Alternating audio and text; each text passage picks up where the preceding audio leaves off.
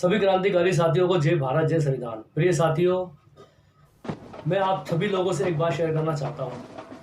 मैं आपसे ऐसी ज्ञानवर्धक बात शेयर करना चाहता हूँ जिसे आप अगर आप सुनेंगे, समझेंगे और शेयर करेंगे तो बाकी लोगों के दिमाग में जो कचरा भरा हुआ है ना, जातिवाद का, धर्म का, वो जो ढिंडोरा पीटते रहते हैं कि फलानी जात का बंदा ऐसे है, उसका धर्म ऐसे है, तो उन चीज़ों से बाहर वो निकल जाएंगे। चलिए सर, बात करते हैं इस विषय पे कि एक बार बंदरों की मीटिंग हुई। बंदरों ने आपस में ये तय करा कि हम इंसानों की तरह दिखते हैं तो हमें भी अधिकार है अच्छा खाने का, अच्छा पीने का, अच्छी ज़िंदगी जीने का। तो ये अच्छी बात है, लेकिन कुछ बंदर ऐसे थे जो उसका विरोध कर रहे थे और कुछ ऐसे थे जो मजाक उड़ा रहे थे, हंस रहे थे, कह रहे हम तो बंदर है जन्मजात से, हमारा तो जैसा चलता रहेगा, आप लोग काय का ज्ञान बांट रहे हो, काय की मीटिंग शीटिंग कर रहे हो। और कुछ ऐसे लोग थे जो जानना चाह रहे थे कि सुने तो सही आखिर हो क्या रहा है। तो जब मीटिंग हो रही थी तो वो लोग भी आए, बैठे और आधा सुन के चले गए। फिर कुछ समय बाद उन्हीं बंदर की पीढ़ियों के लोगों के साथ में मदारी बंदर बंदरे का खेल दिखा रहा था। अब मदारी उनको नचाता है और वो नाचते हैं। जब वो नाचते नहीं है तो वो डंडी मारता उनके धड़ाक देने से कि नाचो। अब वो नाचे और आंसू बहाए, कि नाचे और आंसू बहाए और मदारी उनको डंडी मारे। तो जब वो इस तरह से हो रहा था तो कुछ उसी के आसपास कोई बंदर थे, वो देख के ना ये कहने लगे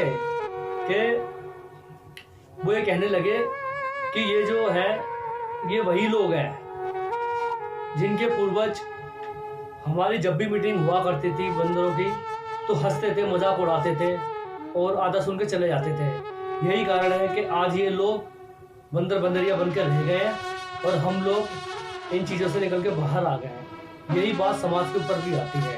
आज भी हमारे देश में यही सब चल रहा है सर, कि हमारे देश की जो प्रशासन है, शासन है, उन लोगों ने जनता को, पब्लिक को, समाज को, चाहे वो किसी भी जाति से हो, किसी भी धर्म से हो, किसी मजहब से हो, उन्हें बंदर बंदरिया की तरह बना रखा है।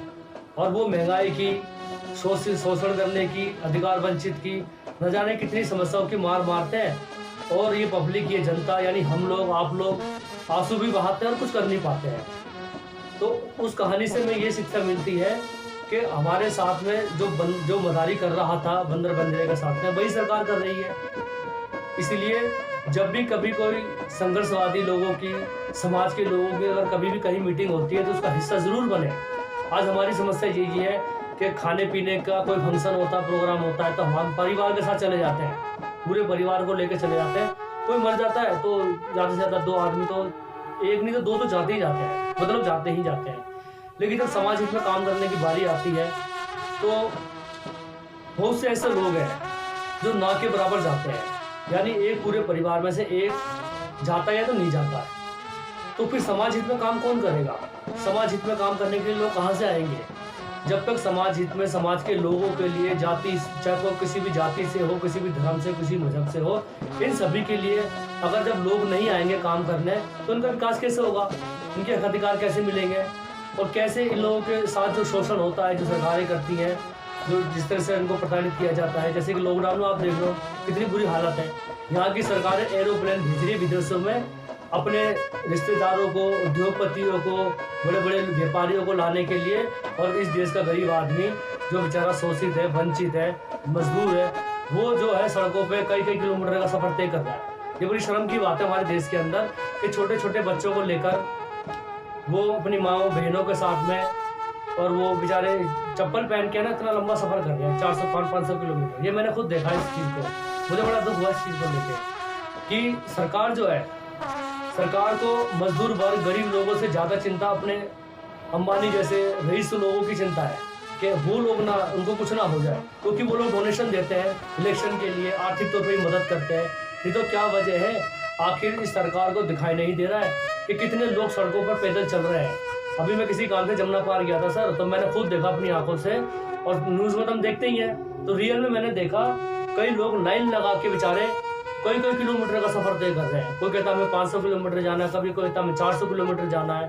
तो ये व्यवस्था क्यों बनी हुई है कि हमारे देश में प्रशासन है, सरकार है, क्या वो किस तरह की सरकार चला रही है कि गरीब गरीब बना रहे, अमीर अमीर बना रहे, मतलब गरीबों के लिए कुछ नहीं है, अमीरों के लिए बहुत कुछ है।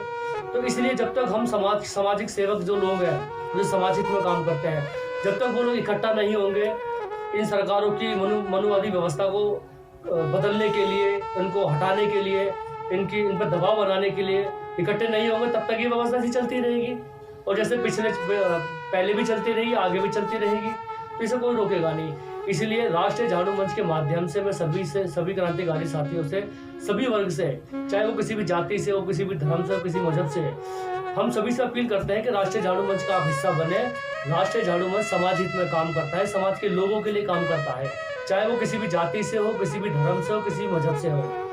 और रोड से लेकर कोर्ट तक फ्री ऑफ कॉस्ट केस भी लड़ेगी हमारी टीम, क्योंकि राष्ट्रीय झाड़ू मंच के अंदर आज हर उच्च वर्ग का अधिकारी, हर समाज का व्यक्ति विशेष, किसी भी जाति से हो, किसी भी धर्म से, सब लोग जुड़ के काम कर रहे हैं। इसलिए हम ज़्यादा से ज़्यादा ये अपील करते हैं ताकि सभी लोगों के समस्याओं के लिए सभी को साथ में आना होगा, तभी ये समस्याएं खत्म होगी, अदरवाइज ये समस्या कभी खत्म नहीं होगी।